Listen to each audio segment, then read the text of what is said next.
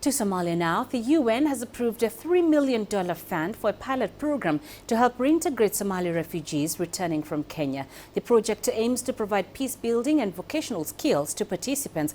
It is part of a larger drive by the UN to help Somali communities rebuild after years of conflict. The cross-border initiative extends from Baidoa in Somalia to Dadaab in Kenya and builds on the tripartite agreement between the two governments and the UN on voluntary repatriation of Somali refugees. The funds will be coordinated by the UN through a multi-agency platform. It is hoped this funding will provide a boost to similar initiatives to assist in the repatriation efforts.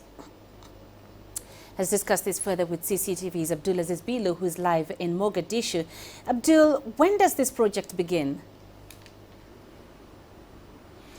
Well, Penina, according to authorities here, the project will start in the early months of 2017. And as you've said, it's a pilot project that was approved by the UN Peace Building Fund. And it's only going to target one particular region of the country. This is Baidoa, to the southwest of Mogadishu. It's going to target the thousands of returnees who are returning back from Dadaab, the biggest refugee camp, returning back to Somalia. As part of the effort of the UN include vocational training, so that these members of the society, once they return back, they can be able to become useful members of the society. Now, one factor to note is that all thousands of IDPs are already here in the capital and also in Baidoa. They were the worst affected in the 2011 drought. So by returning them back to Somalia and offering them vocational training, authorities are saying that that indeed will help strengthen their livelihood and be able to assist them to become active members of the societies once again.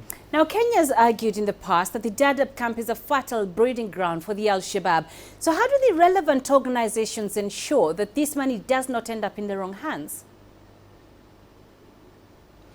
Well, Penina, the project that was approved by the UN Peacebuilding Fund will be spearheaded rather, not just by local and NGO authorities here, but also by multinational organizations run by the UN, the UNHCR, the International Labour Organization, UNICEF. They will all be able to work on this. Now, Kenya's argument over the past years has been that the sprawling Dadaab refugee camp to the northeast of Kenya has been a breeding ground for terrorist groups like Al-Shabaab. Kenya's argument is that the two deadly attacks, the Westgate Mall in Nairobi and the Garissa attack, they were carried out by Al-Shabaab, and they used Dadaab as their launching pad. So that is one of their concerns, although they have not been able to give any concrete evidence as of yet. And the reports that the Kenya wanted to close down the refugee camp was met with criticism, not just from foreign governments, but also from the United Nations. But one factor to note is that authorities here are saying that they have created measures to tackle